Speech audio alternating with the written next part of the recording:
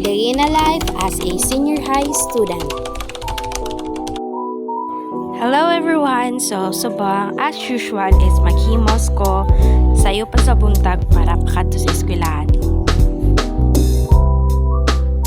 First thing I do is gadiretso ko sa kusina para magilamos and mag-toothbrush.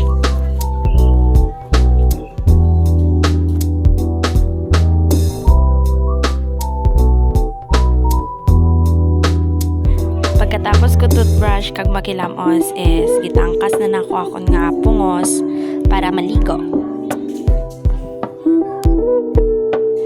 After na akon maligo is nag-proceed na ko suksok sang akon sapatos kay medyo late na ko kay adlaw na.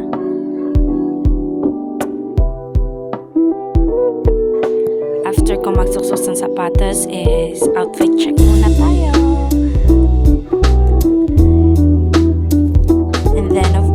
Is get ready with me na mag-inuay na punta. Dira is nag-powder ako, nag-mascara, and then nag-put gamay nga eyeliner, and then nag-eyeshadow sad ko, highlight ra ba.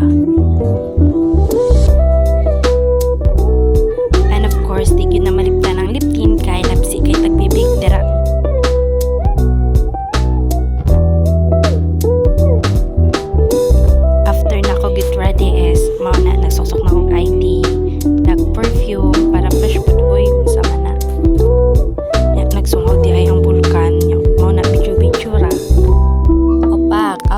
Check. Dira ni baklay na may koyog akong basta mao na to.